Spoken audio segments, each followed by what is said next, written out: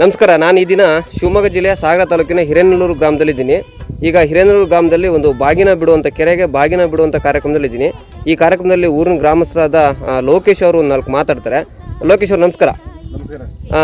ಈಗ ಈ ಬಾಗಿನ ಬಿಡೋದ್ರ ಬಗ್ಗೆ ಒಂದೆರಡು ಮಾತಾಡಬೇಕು ನೀವು. ನಮ್ಮದು ಹಿರೇನಲ್ಲೂರು ದೊಡ್ಡ ಕೆರೆ, ಇಲ್ಲಿ ಕೆರೆಯವ್ವ, ಆಮೇಲೆ ತುಮ್ಮಿಕಲ್ಲ ಅಜ್ಜಯ್ಯ, ಆಮೇಲೆ ಗೊಡ್ಲಬುಡಕಿ ಭೂತಪ್ಪ ಎಲ್ಲ ದೇವಸ್ಥಾನ ದೇವರು ರಾಮೇಶ್ವರ. ಕೆರೆ ಬಗ್ಗೆ ಏನು ಹೇಳ್ತೀರಾ?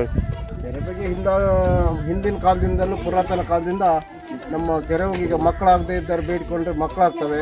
ಆಮೇಲೆ ಏನೇ ಒಂದು ಕ್ರೀಡೆ ಮತ್ತೊಂದು ಏನೇ ಹಿಡ್ಕೊಂಡ್ರೆ ನಮ್ಮ ಭೂತಪ್ಪನ ಹತ್ರ ಒಂದು ಹರಿಕೆ ಮಾಡ್ಕೆ ಹೋದ್ರೆ ಸಾಕು, ಅವ್ರಿಗೆ ಏನೇ ಪೀಡೆ ಇದ್ರೆ ಬಿಟ್ಟೋಗುತ್ತೆ. ಈಗ ಮಕ್ಕಳಾಗದೇ ಇದ್ದಾರೆ ಬಹಳಷ್ಟು ಜನ. ನನಗೆ ಗೊತ್ತಿರೋ ನಮ್ಮ ಹೆಸರು ರಾಮಚಂದ್ರ ಮೇಸ್ತ್ರಿ ಅಂತೇಳಿ, ಹಿರೇನಲ್ಲೂರಿನವರು. ನಾವು ಇಲ್ಲಿ ನಾನು ಈಗ 50 ವರ್ಷದಿಂದ ನಾವು ಒಂದು 20 ವರ್ಷದಿಂದ ಇಲ್ಲಿ ಹಿರೇನಲ್ಲೂರಲ್ಲಿ ಕೆರೆಯಲ್ಲಿ ಒಡನಾಟ ಮಾಡ್ತಾ ಇದೀವಿ. ಒಂದು 5 ಜನ ಬಂದು ಗಂಡ ಹೆಂಡತಿ ಮತ್ತು ಒಂದು 5 ಜನ ಬಂದು ಊರಿನ ಹಿರಿಯರು ಬಂದು ಹರಕೆ ಮಾಡ್ಕೊಂಡ್ರೆ ಆಲ್ಮೋಸ್ಟ್ ಮಕ್ಕಳಾಗ್ತವೆ. ಮತ್ತೆ ಏನೋ ಒಳ್ಳೆ ಕಾರ್ಯ ಇದ್ರೆ ಮನೆ ಕಟ್ಟೋದು ಏನೋ ಒಂದು ಇದ್ರೆ ನಾವು ಹರಕೆ ಮಾಡ್ಕೊಂಡು ಮದುವೆ ಆಗದವರಿಗೆ ಹರಕೆ ಮಾಡ್ಕೊಂಡ್ರೆ ಒಳ್ಳೆ ರೀತಿಯಲ್ಲಿ ಹರಕೆ ಆಗ್ತವೆ. ಏನಿಲ್ಲ ಅವ್ರಿಗೇನು ಕಾಣಿಕೆ ಅಂದ್ರೆ ಏನೂ ಇಲ್ಲ, ಒಂದು ಸ್ವಲ್ಪ ಹಂಗೆ ಅವ್ರು ಏನು ಮನಸ್ಸಿಗೆ ಮಾಡ್ಕೊಳ್ತಾರೆ ಅದನ್ನ ಹೇಳ್ಕೊಂಡ್ರೆ ಅದು ಒಪ್ಪಿಸಿದ್ರೆ ಒಳ್ಳೆ ರೀತಿಯಲ್ಲಿ ಆಗುತ್ತೆ ಅಂತ ನಮ್ಮ ವಾಣಿಕೆಗೆ ನಾವು ಹಿಂದಲಿಂದ ಒಂದು ಮಾಡ್ಕೊಂಡು ಬಂದಾಗ ನಾವು ಇದನ್ನು ಮಾಡಿಸ್ಕೊಂಡು ಹೋಗ್ತೀವಿ. ಈ ಸರಿ ಕೆರೆ ತುಂಬಿದ್ವಿ, ವರ್ಷ ತುಂಬಿದ್ದು. ಈ ಸರಿ ಒಂದು ಸ್ವಲ್ಪ ಲೇಟ್ ಆಯಿತು, ಮಳೆಗಾಲ ಆಗಿದ್ದು.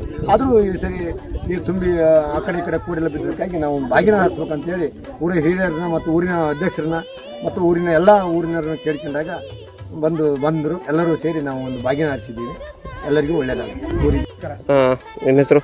ದೇವೇಂದ್ರಪ್ಪ ಅಂತೇಳಿ. ದೇವೇಂದ್ರಪ್ಪ ಹೇಳ್ಕೊಂಡ್ರಿ. ನಾನು ಇಲ್ಲಿ ಮಾಜಿ ತಾಲೂಕ್ ಪಂಚಾಯತಿ ಸದಸ್ಯನೂ ಕೂಡ. ಈ ಕಾರ್ಯಕ್ರಮದಲ್ಲಿ ಭಾಗಿಯಾಗಿದ್ರೆ ನಿಮ್ಗೆ ಏನು ಅನ್ಸುತ್ತೆ ಇದ್ರ ಬಗ್ಗೆ?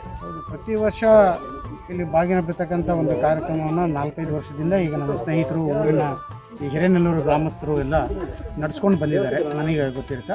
ಪ್ರತಿ ಸಾರಿನೂ ಕರೀತಾರೆ. ಪ್ರತಿ ವರ್ಷ ಇಲ್ಲಿ ಭಾಗವಹಿಸ್ತೇನೆ. ಏನು ನಮ್ಮ ಪೂರ್ವಿಕರು ಹಿಂದಾಗ್ಲಿಂದ ಭಾಳ ಹಿಂದಿನಿಂದ ಮಾಡಿರ್ತಕ್ಕಂಥ ಬಂತು. ಮತ್ತು ಸರ್ಕಾರಗಳು ಕೂಡ ಆಯಾಯ ಡ್ಯಾಮ್ಗಳು ತುಂಬಿದಾಗ ರೈತರಿಗೆ ಅನುಕೂಲ ಆಗಲಿ, ಮುಂದೆ ರೈತರಿಗೆ ಅನುಕೂಲವಾಗಲಿ, ಕುಡಿಯೋ ನೀರಿನ ವ್ಯವಸ್ಥೆ ಆಗಬಾರ್ದು, ಒಳ್ಳೆಯದಾಗಲಿಕ್ಕೋಸ್ಕರ ಎಲ್ಲ ರಾಜಕಾರಣಿಗಳು ಕೂಡ, ಮಠಾಧೀಶರು, ರಾಜಕಾರಣಿಗಳು, ಊರಿನ ಹಿರಿಯರು ಎಲ್ಲರೂ ಆಯಾಯ ಊರಿನ ಕೆರೆಕಟ್ಟೆಗಳಿಗೆ ಕೆರೆಕೋಡಿ ಬೀಳೋದು ಅಂತ ಹೇಳ್ತೀವಿ. ಕೆರೆಕೋಡಿ ಬಿದ್ದರೆ ತುಂಬಿ ಹರಿದು ಕೆಳಗೆ ಹೋಗ್ತಕ್ಕಂಥ ಫಸಲು ರೈತರ ಜಮೀನಿಗೆ ಏನಿದೆ ಅಲ್ಲಿಗೆ ನೀರಾಗುತ್ತೆ. ಮತ್ತು ಮುಂದಿನ ವರ್ಷ ಬರಗಾಲ ಬರೋದೈತೆ, ಬಾವಿಯಲ್ಲಿ ನೀರು ಇರುತ್ತೆ, ಬೋರ್ವೆಲ್ಲಲ್ಲಿ ನೀರು ನಿಲ್ಲಬೇಕು. ಆ ದೃಷ್ಟಿಯಿಂದ ಇದನ್ನು ನಡೆಸ್ಕೊಂಡು ಹಿಂದೆ ಮಹಾರಾಜರ ಕಾಲದಿಂದನೂ ಇದನ್ನು ನಡೆಸ್ಕೊಂಡಿರೋ ಬಂದಿರತಕ್ಕಂಥ ಪದ್ಧತಿ.